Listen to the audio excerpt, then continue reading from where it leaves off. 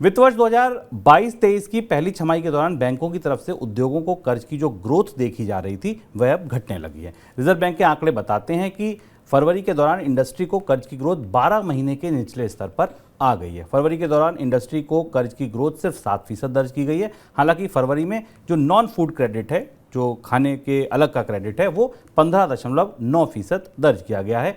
बीते अक्टूबर के दौरान इंडस्ट्री का कर्ज की ग्रोथ 13.7% थी, जो 10 साल का ऊपरी स्तर था। 10 साल के ऊपरी स्तर से हम सीधे कई महीनों के निचले स्तर पर आ गए। अक्टूबर के दौरान नॉन फूड क्रेडिट 17% से ज़्यादा रहा है। सर, क्यों घट रही है इंडस्ट्री के लिए ये कर्ज की मांग?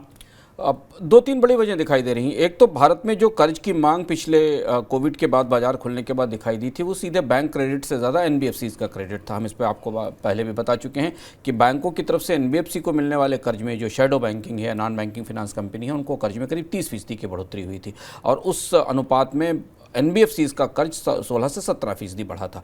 और ये कर्ज मुख्यतः दो प्रमुख क्षेत्रों को जा रहा था। ये कर्ज जा रहा था वर्किंग कैपिटल के लिए जो मिड लेवल कंपनियां थी, मिड साइज़ कंपनियां थी, और इसका कुछ हिस्सा पर्सनल क्रेडिट के तौर पर जा रहा था।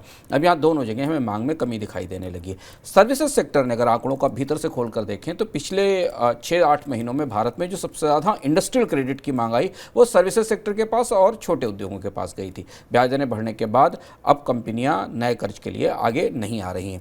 इसके अलावा जो पिछले साल की पहली तिमाही में हमने क्रेडिट की मांग में ग्रोथ देखी थी, वो भी इसलिए भी ज़्यादा थी क्योंकि कंपनियों को वर्किंग कैपिटल चाहिए थी। बाजार खुलने के बाद, जिसे हम पेंट अप डिमांड कहते हैं, वो मांग आना शुरू हुई थी और इसके लिए कंपनियों को पूंजी की ज़रूरत थी। अब बाजार में मांग स्थिर हो गई है, मांग में कोई बड़ी बढ़ोतरी की संभावना आने वाले 6 महीनों में नहीं दिख रही है, इसलिए भी कंपनियां नया कर्ज नहीं ले रही हैं। यानी जो इक्वेशंस कर्ज को लेकर या जो बाजार की परिस्थितियां कर्ज को लेकर पिछले 6 महीने में थी, उससे पूरी तरह परिस्थितियां बदल गई हैं और ऊपर से ब्याज दरें बढ़ गई हैं। इन दोनों वजहों से इंडस्ट्रियल कर्ज की या औद्योगिक कर्ज की मांग में गिरावट आ रही है।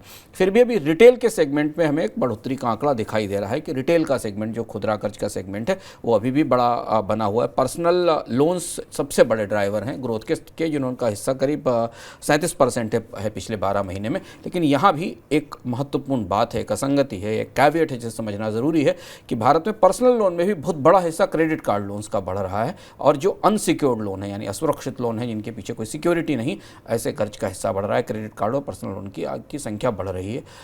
इस अगले 2-3 महीनों में भारत के लोन बाजार में और भी कुछ उथल पुथल में दिखाई देंगी जब मांग और स्थिर हो जाएगी।